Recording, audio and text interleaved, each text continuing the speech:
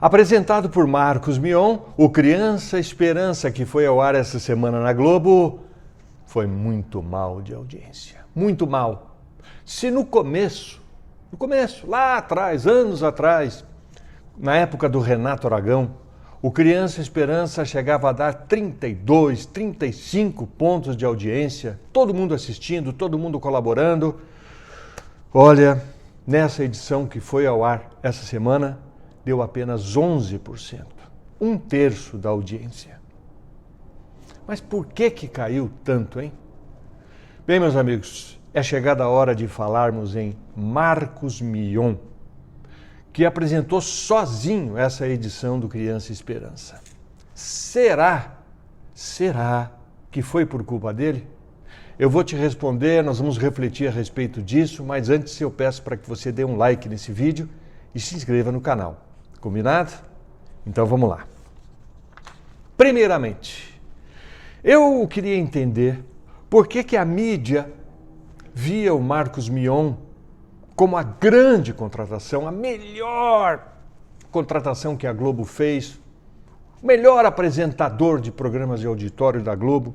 Falaram até que ele deveria ir para os domingos, não ficar no sábado, ir para o domingo porque ele é muito bom, ele é engraçado, ele é carismático, ele é inteligente, tem carisma demais, não pode ficar só no sábado, tem que ir para o domingo, é criativo, ele é muito melhor do que os outros e etc, e etc. Diga-se de passagem que eu concordo em parte com tudo isso, com esses elogios aí. O Mion realmente, no meu modo de entender, aí é opinião minha, é o melhor apresentador de programa de auditório que a Globo tem atualmente. Só que, de uns tempos para cá, essa mesma imprensa mudou completamente de opinião. Completamente. E passou a criticar de forma dura o Marcos Mion. Porque agora ele é repetitivo, o figurino dele não é possível assim, não tá legal, o público cansou dessas brincadeiras de sempre, do jeito dele. Caramba, gente, mas como é que pode? O que foi que houve? Como é que acontece uma mudança de 180 graus na opinião dos críticos? Diga-se, aliás, que não é a primeira vez que eu percebo que isso acontece, né? É muito estranho. Antes eles elogiavam, quando o Mion agradecia no ar, o fato de ter sido contratado pela Globo. Era o sonho dele, mostrava o crachá e coisa e tal, todo mundo elogiava, aplaudia. Agora, nos últimos dias eu vi até um fofoqueiro descendo o porrete no Mion, porque na opinião desse fofoqueiro, quando o Mion foi para a Globo, ele se tornou arrogante. Senhoras e senhores, que mágica é essa que de uma hora para outra faz os puxa-sacos se transformarem em inimigos ferozes? Me conta que eu quero saber. Mal comparando, é mais ou menos como acontece no futebol. Quando o time ganha, o técnico é um gênio. Mas quando esse mesmo time perde, pode ser na semana que vem, esse técnico passa a ser burro. Eu não acredito em jornalistas que mudam de opinião da noite para o dia. A não ser que haja algum fato assim muito importante, muito absurdo, que justifique essa mudança repentina de opinião, como aconteceu com o Rodrigo Faro, que nitidamente fingiu um choro, uma emoção falsa no programa dele, ao comentar a morte do Gugu. Já faz anos isso e até hoje o Rodrigo Faro tem problema porque ele perdeu muito da sua credibilidade. Em um segundo, todo mundo enxergava o Rodrigo Faro assim de uma maneira super positiva, em um segundo mudou a opinião de quem viu isso. Então aí nesse caso eu vou concordar, porque o que ele fez foi um negócio muito falso. Mas o Mion, gente, o Mion é o mesmo desde sempre. Então não tem cabimento os colunistas que tanto elogiavam agora caírem matando. Não faz sentido. Aliás, o grande mal do jornalismo de TV e de celebridades é o famoso jabá, jabaculê.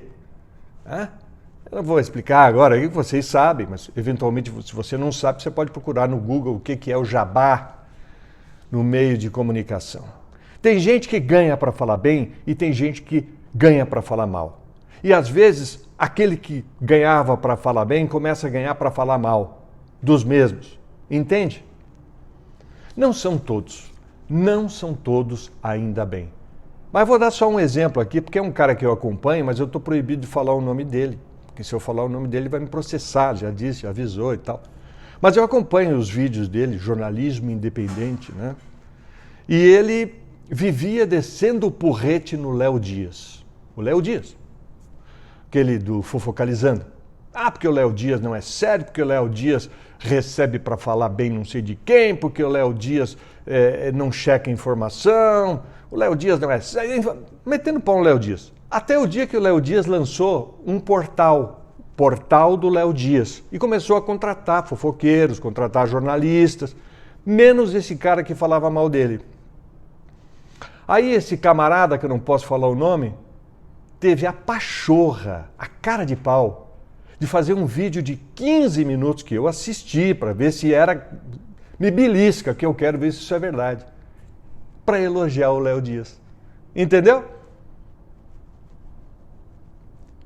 Ele sabe que eu estou falando dele. Mas não vou dizer o nome não, vou fazer propaganda para você. Então, meus amigos, eu dou a minha opinião de forma independente. Eu garanto que faço um jornalismo independente. Eu garanto. Eu não tenho nem patrocinador. Aqui eu não faço campanha para beneficiar ninguém e muito menos campanha para prejudicar alguém. Mas voltando ao Mion, que é o centro dessa crônica, eu vou dizer agora o que é que ele precisa mudar, aos poucos, para não ser destruído pela mídia oportunista. E olha, não é nada demais, é simples. O Marcos Mion precisa amadurecer a sua persona. O personagem que ele criou, que é esse apresentador que a gente vê no ar, foi concebido pelo Mion numa época de MTV, de videoclipe, de coisas que praticamente não existem mais. Um figurino um pouco mais sóbrio, um pouco mais. Não é botar terno e gravata, não é isso que eu estou falando. Continua usando tênis, tá legal, tá bacana, molecada gosta. Uma roupa assim, jovem, mas sem exagero. Diminui um pouco essa roupa, torna essa roupa que hoje é mais para Chacrinha do que para Silvio Santos, né? Meio termo, um pouco mais sóbrio. Outra coisa, é importante ir mudando os bordões. Os bordões. Vai mudando esses bordões até o dia em que você não depender mais deles. Sacou? Mas mantenha a sua alegria, mantenha esse clima no auditório, essa coisa pilhada, isso é bom. Agora, não precisa ter correria no palco. Não é para ficar parado na frente do microfone, mas não precisa ter correria no palco. Sacou? É um processo que leva tempo, mas que precisa começar. E precisa ser mostrado a essa mídia que o Mion realmente está fazendo força para amadurecer o seu estilo. Vai ajudar e vai torná-lo um apresentador melhor, com capacidade e disposição para ser aproveitado em outros tipos de programas, para outros tipos de público. Seguindo os passos do Jô Soares, por exemplo, o grande Jô Soares, o Danilo Gentili, do SBT, trocou os programas de humor pelo talk show, pelo programa de entrevistas, sem deixar de ser engraçado. Sucesso absoluto. Está sendo considerado o programa mais visto na América Latina, não sei o que, desse tipo. O Luciano Huck, da própria Globo, aos poucos ele está investindo na credibilidade dele. Bom, chegou até a ser cotado como candidato a presidente da República. Ainda bem que ele não foi, porque ia perder. Mas, quer dizer, já se infiltrou na política, já escreveu algumas colunas na Folha de São Paulo, entende? Recentemente, o Luciano Huck foi à Ucrânia e entrevistou longamente o presidente Zelensky. Ele não tinha obrigação de fazer isso, mas ele fez um papel que nem o jornalismo conseguiu. Ele foi lá entrevistar o cara, lá no lugar onde as bombas estão caindo. O Luciano Huck, portanto, está de uma forma consciente, amadurecendo como apresentador.